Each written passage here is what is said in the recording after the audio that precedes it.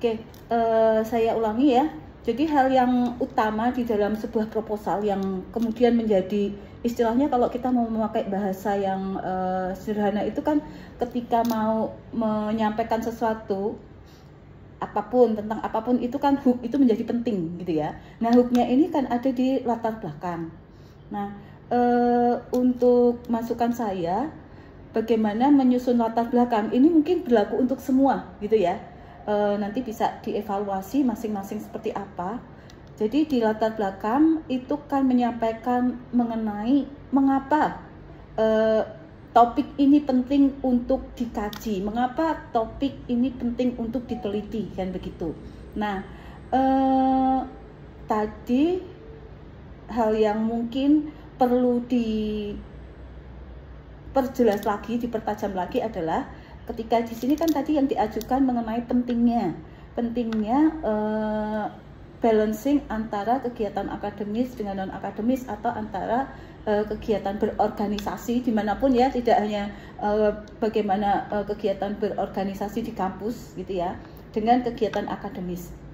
Nah, itu menurut saya itu memang harus dimulai dari mengapa itu penting. Nah, mengapa itu penting itu bisa dimulai dari sebenarnya tujuan mahasiswa itu apa sih, tujuan kuliah itu apa. Jadi kuliah itu sendiri kan, kalau kita mau berbicara mengapa kok kita kuliah, nah itu tidak hanya bicara dalam jangka pendek, tetapi juga bicara dalam jangka panjang. Itu saya menyebutnya sebagai bagaimana kita atau teman-teman sebagai mahasiswa, karena kalau kita itu kayaknya nggak tepat lagi ya karena saya sudah bukan mahasiswa lagi gitu ya. Teman-teman sebagai mahasiswa itu kan dalam jangka panjang itu kan harus menjadi manusia yang utuh gitu kan. Nah, keutuhan ini perlu tadi ada, kita tidak hanya fokus pada kegiatan akademis saja, tetapi mahasiswa itu juga perlu membekali dengan kegiatan-kegiatan non akademis.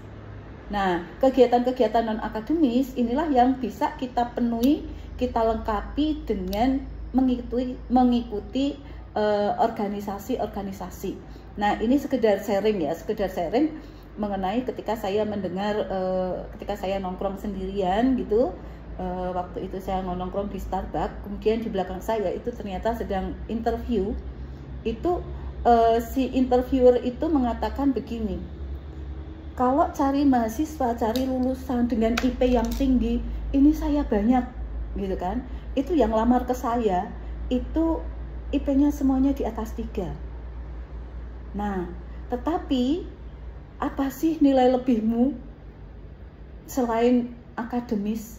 Kamu punya portofolio apa? Kan gitu. Nah, lalu maka kegiatan non akademis, organisasi dan lain-lain itu adalah untuk melengkapi portofolio sekarang ini. Karena kalau sekarang pencari kerja itu kan istilahnya bukan cari pegawai lagi ya, tetapi mencari talent. Maka portofolio itu menjadi penting. Nah, maka hal apa yang perlu dimulai dari mana? Kenapa penelitian ini menjadi penting? Menurut saya dimulai dari mengenai mengapa ya, tadi mengapa mahasiswa itu perlu mengikuti kegiatan, tidak hanya melihat pada kegiatan akademis saja, tetapi juga harus mempertimbangkan bagaimana kegiatan non akademis.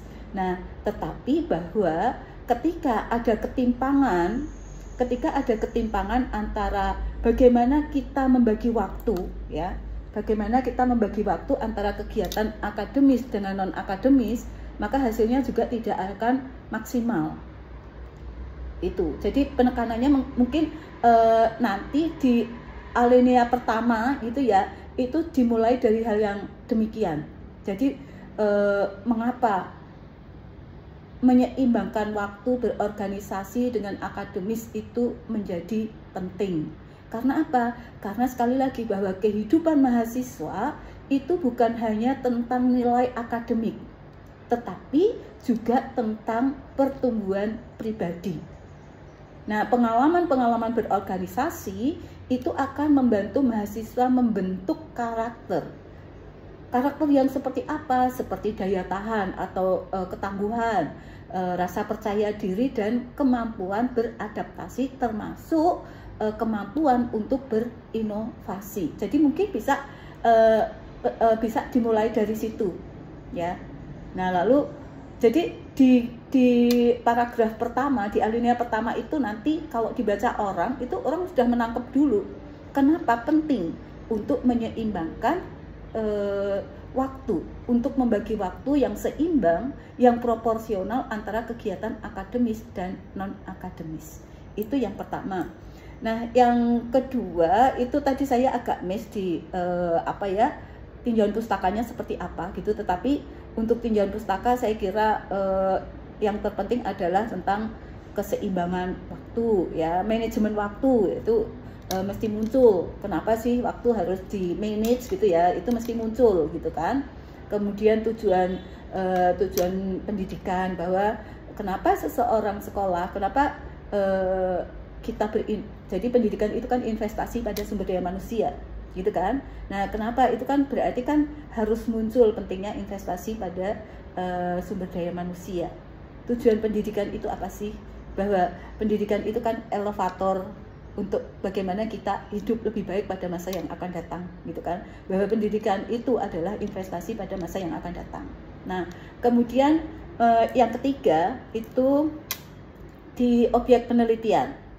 Nah, tadi yang agak cepat memang itu objek penelitiannya itu kan mahasiswa gitu ya. Nah, mungkin perlu diluruskan, yang namanya objek penelitian itu adalah sesuatu yang akan dikaji, sesuatu yang akan diteliti, sesuatu yang akan dianalisis. Nah, di sini yang akan dianalisis adalah mengenai manajemen waktu. Jadi bagaimana mahasiswa itu harus mampu memanage waktu antara waktu akademis, karena tetap ada tuntutan ya. Kalau syarat kelulusan itu memang hanya 2 gitu. Tetapi pasar itu kan menginginkan IP yang tinggi, mungkin banyak ya lowongan pekerjaan gitu, vakansi gitu yang menuntut bahwa syarat IP minimal 3, nah, kan gitu ya. Nah, jadi kemudian kegiatan non akademis. Jadi objek penelitian itu bukan siapa yang akan diteliti, siapa yang akan jadi responden gitu, tetapi materi apa yang akan dikaji. Jadi nanti bisa disesuaikan bahwa dalam objek penelitian ini adalah mengenai manajemen waktu, bla bla bla, kemudian ada penjelasannya.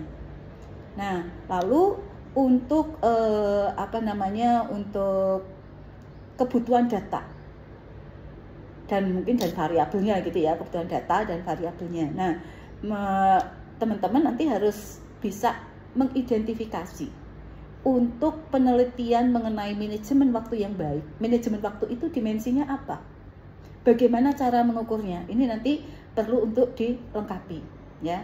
Sehingga apa? Ketika kita menemukan dimensi untuk manajemen waktu itu punya dimensi apa sih? A, B, C, D. Nah, maka nanti kebutuhan datanya bisa disesuaikan dengan itu. Kalau misalnya akan melakukan pengumpulan data dengan pendekatan kuesioner, maka nanti jelas. Jadi apa saja sih yang harus ditanyakan melalui kuesioner tersebut, gitu. Sehingga nanti bisa tepat apa yang solusinya seperti apa nanti seharusnya tepat. Termasuk kalau saya menyarankan mungkin perlu pendekatan pengumpulan data yang lain. Jadi tidak hanya kuesioner, tetapi mungkin bisa ditambahkan dengan pendekatan pengumpulan data melalui wawancara. Supaya apa? Supaya temuannya itu lebih deep, lebih dalam. Nah, siapa yang dapat diwawancarai terkait dengan manajemen waktu antara kegiatan akademis dengan non-akademis. Nah, mungkin teman-teman yang sekarang ini ya, yang nanti tepat untuk diwawancarai itu mungkin teman-teman yang sekarang ini aktif di kegiatan-kegiatan kemahasiswaan maupun kegiatan-kegiatan organisasi di luar kampus. Sehingga kita bisa tahu gitu ya, kita bisa tanya mengenai bagaimana mereka memanage waktu antara akademis dengan non-akademis. Kendalanya apa, hambatan-hambatannya apa, dan bagaimana mereka memecahkan solusi atas hambatan-hambatan gitu kan. Itu mungkin masukan saya seperti itu. Jadi kalau di metode penelitian itu terutama objek, kemudian dimensi manajemen waktunya itu apa, lalu pendekatannya itu menurut saya tidak cukup hanya kuesioner. Kalau kuesioner itu memang masih kita bisa dapat responden banyak, tetapi informasi dari kuesioner itu kurang deep.